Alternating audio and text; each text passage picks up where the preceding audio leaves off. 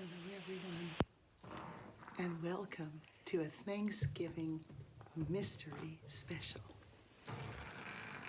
If you're watching this before Thanksgiving, instead of thinking about all the things that you have to do, take this 5 minutes for yourself.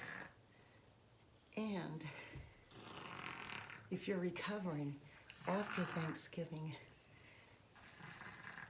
sit back and relax and listen to this mystery that I've picked out especially for you. It's called The Thanksgiving Mess.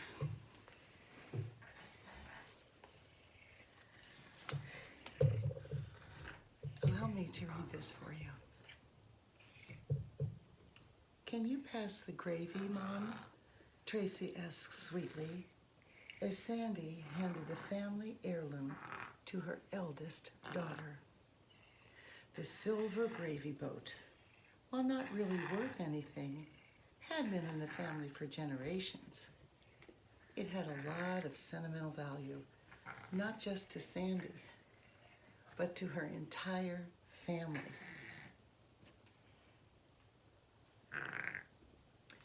Which was prompted the next question. So, have you decided who inherits the jug? You know, one day. Tracy said, pouring gravy over her mashed potatoes. Sandy tried to hide her annoyance. Now that the children were adults, they'd often ask who would inherit this or that. The gravy boat in particular. Well, that's a bit rude, said Kylie, the middle sibling. Why would you even bring it up? And on Thanksgiving, no less. Tracy gave her sister a hard stare. Because I know you keep asking Mom about it. At least I'm asking in front of everyone and not going behind everyone else's backs. Come on, you two, said Steve, the youngest of the three. This isn't the time or place to have this conversation. Well, that's rich coming from you, scoffed Kylie. How many conversations have I had with you on the phone, with you moaning that you should inherit the gravy boat?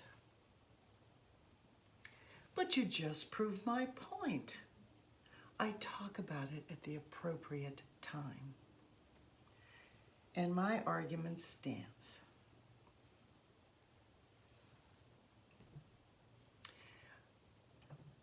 You and Tracy will inherit Mom's jewelry. So it's only fair that I get the gravy boat. No, Tracy interrupted, her eyes wide. That's not a valid argument. You would still get a share of the jewelry. You might not wear it yourself, but you could have a wife one day who could wear it. Enough, Sandy said firmly. Not another word about the boat. That night, after washing the dishes, Sandy put the polished gravy boat back on the sideboard where it had remained for years. All three of her children had traveled long distances to get to her house and were spending the night in their childhood bedrooms. Sandy headed down the hallway to her own room, passing Kylie, who was in her bedroom, listening to music and eating leftover pumpkin pie. Tracy was in another room, her clothes strewn everywhere. Sandy couldn't help but smile. Tracy had never kept her room clean when she was younger either. Steve was already asleep, having traveled the furthest. He was tired, or just upset about the gravy boat and sulking. Sandy wondered. Early the next morning, Sandy awoke to a terrible discovery.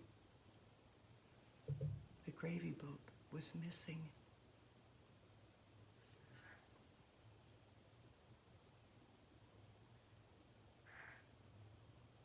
As everyone filed into the kitchen for breakfast, she confronted them.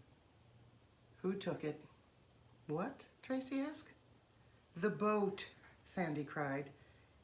It was stolen? Kylie asked. Maybe someone broke into the house while we were asleep, Steve asked, bleary-eyed.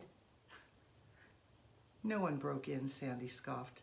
I know one of you took it, and I intend to find out who.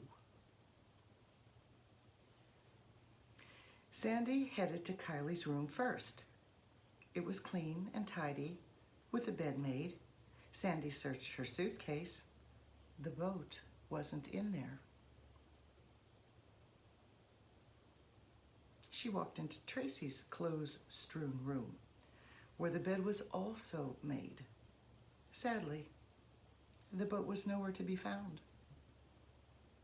Steve's bed was still unmade, but his suitcase showed no sign of the boat. But as she turned back to the kitchen, Sandy knew just where it was. Do you? Do you know who took the gravy boat?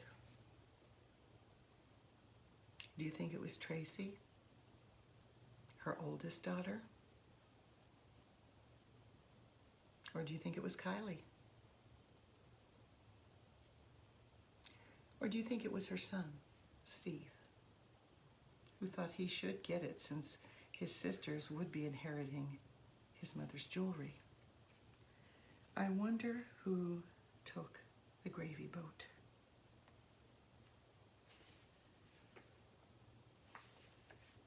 I'll let you think about it for a moment, and then we'll both find out together.